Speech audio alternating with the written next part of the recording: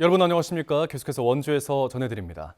22대 총선 투표일이 일주일 남은 가운데 김부겸, 정세균 전 총리가 잇따라 원주를 찾아 원창묵, 송기현 후보 지원 유세를 벌였습니다.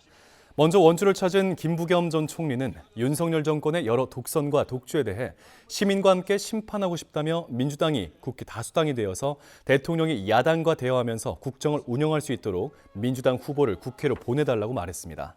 정세균 전 총리도 역대 가장 많은 9번의 거부권을 행사한 불통의 윤석열 대통령과 총선을 앞두고 온갖 세금을 마구잡이로 깎아주겠다는 무책임한 여당을 이번 총선을 통해 심판해달라고 목소리를 높였습니다. 두 전 총리는 후보들과 함께 풍물시장을 찾아 시민들을 직접 만나 지지를 호소했습니다.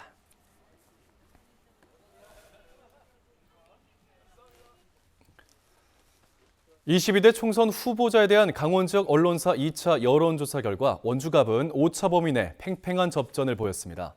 더불어민주당 원창묵 후보가 43.6%, 국민의힘 박정호 후보가 40.9%로 두 후보의 지지도가 오차범위 안에서 접전을 벌였습니다.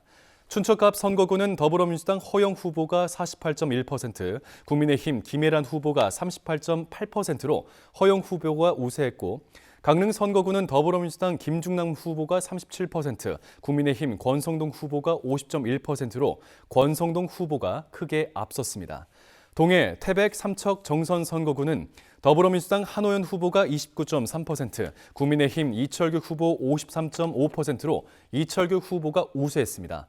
이번 여론조사는 원주 MBC 등 도내 5개 언론사가 K-스탯 리서치에 의뢰해 지난달 30일부터 어제까지 선거구별로 500명씩 전화 면접 조사했습니다.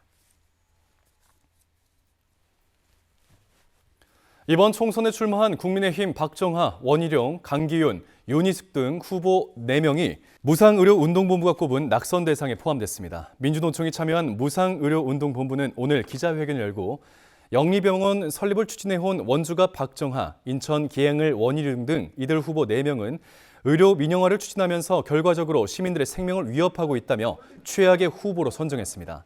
2022년 박정하 후보는 기존 건강보험 적용이 어려운 외국 자본 의료기관 이른바 영리병원 설립이 가능토록 하는 강원특자도 특별법 개정안을 대표로 발의했습니다.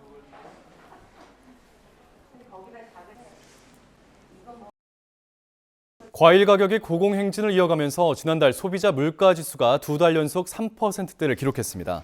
강원지방통계지청이 발표한 3월 강원 지역 소비자 물가 동향을 살펴보면 강원도 소비자 물가지수는 115.51로 지난해 같은 달보다 3.2%가 올랐습니다.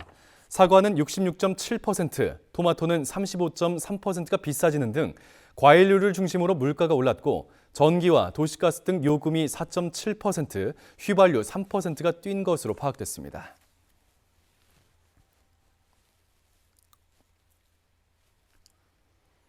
민주노총 서비스연맹 강원지역본부가 원주의 한 요양원의 노조 탈퇴 강요 행위를 규탄하는 기자회견을 열었습니다.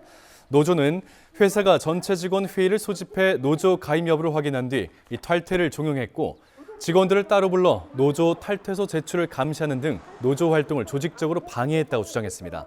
이에 대해 사측은 노동조합 탈퇴를 강요한 사실이 없고 노조 탈퇴는 직원들의 개별적인 선택이었다고 반박했습니다. 한편 고용노동부는 노조에 고발을 접수하고 사측이 노동조합을 지배, 개입하려는 부당 노동행위를 했는지 조사하고 있습니다.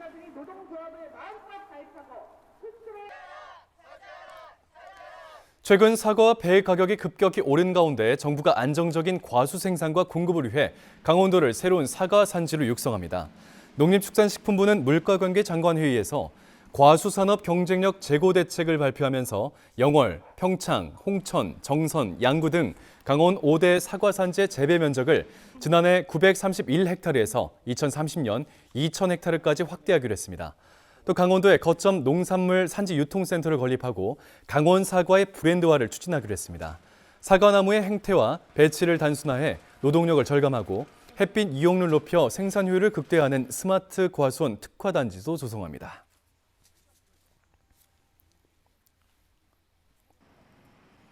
정부의 지역 일자리 목표 공시제도에 따라 원주시가 올해 일자리 대책 세부 계획을 공개했습니다. 원주시는 시 홈페이지와 고용노동부 지역 고용정보 네트워크에 올해 일자리 대책 계획을 공개하고 2,800억 원을 투입해 일자리 15,000개를 만들겠다는 계획입니다. 올해 원주시의 15세부터 64세까지 경제활동 인구의 목표 고용률은 60.7%로 작년 실적인 61.5%보다 0.8%포인트가 하락했습니다. 원주시는 고금리, 고물가에 대한 재정 지원 투입 실적으로 현실화 차원에서 목표를 하향했다고 설명했습니다.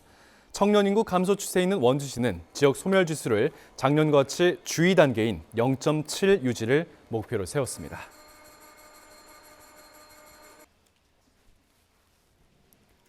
뉴스를 마칩니다. 고맙습니다.